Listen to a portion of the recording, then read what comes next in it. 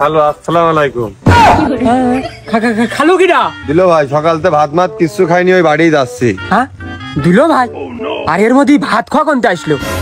ইরফান, তুই কি বকতেছিস? ভাইস্তে মাল লাগলে পরে কোশ্চেন, এখন দালাস নিতে আমি খুব ব্যস্ত। ভাইস্তে আবার মাল লাগলি কোশ্চেনে?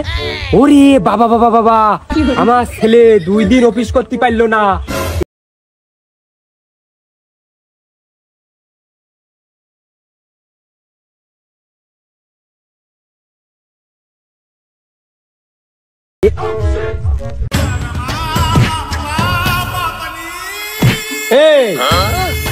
লাস্ট ওয়ার্নিং দিচ্ছি, আমার সামনে তো ছেড়ে দা, তোর কিন্তু খবর খারাপ। এই বাকো গ্রামে, এই পৃথিবীর মানচিত্রে আমার তো বড় নেতা কেউ নেই। তুই আমার সামনে তো সরলি না, এই তল্লাটে আমার রাজনীতি ছাড়া কারোর রাজনীতি চলে না। এই সব তুই যদি আর একবার আমার সামনের বার পড়িস, তোর কিন্তু খবর খারাপ।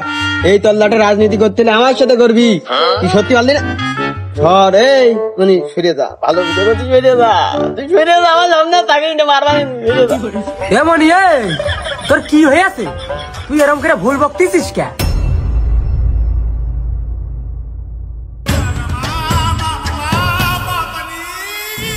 গুরুনাথ যাবার দিতে হইলে কবে না, তোকে ভুল দেখছিস এতদিন দেখতাম একটা, এখন দেখি 3-4 গেছে। তাহলে পাশে কিটা ডাবল দেখছিস, কিটা নাম কি? এমনি তোর কি হলো? তুই কি ডিপ্রেশনে আছিস? কথা হয়ে গেছে, কথা হয়ে গেছে। গুরুনাথ যদি এত হয়ে যায় তাহলে বহু কথা হয়ে গেছে।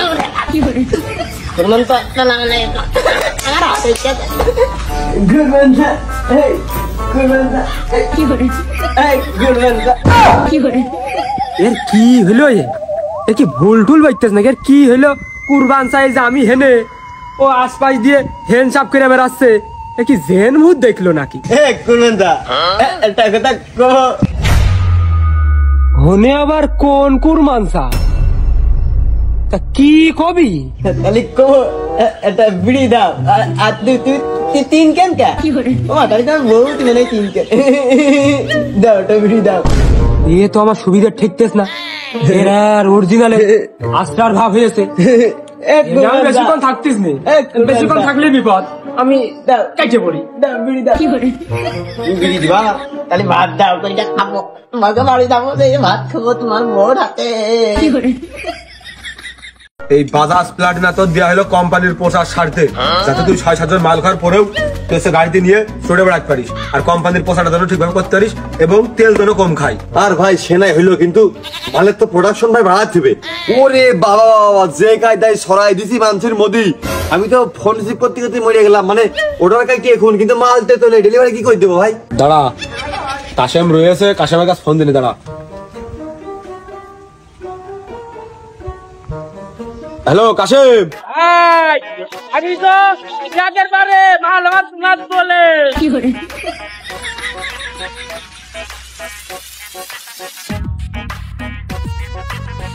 ভাই, থাইল্যান্ডের তো সাইডে ধাত হয়েছে, আনলোড করতে করতে ভেকুয়ারটা নষ্ট হয়ে গেছে।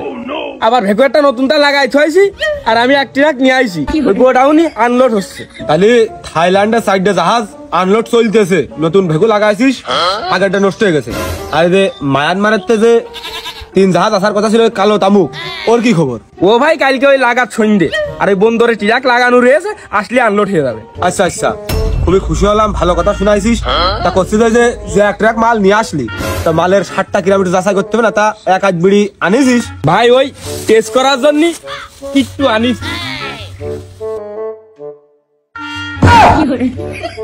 টেস্ট করার জন্য এই একটু আনিছিস? হ্যাঁ ভাই, ওই বিড়ির মাথায় পুড়ে খাবানে। তাহলে এইটুকু আনিছিস বিড়ির মাথায় পুড়ে খাওয়া যাবে, তাই তো? তাহলে তোর তো সেটা পুড়ে খাতে গেলি 3-4 টাকা নিচে হবে না। কি যে কর না, আমরা কোম্পানির লোক, আমরা যদি এত হিসাব করে খাতে যাই তাহলে কি আর হয়? ওই চলেন একটু বানাই খেয়ে দেখে আসি। আমি বানাচ্ছি, চলেন চেক দেখ।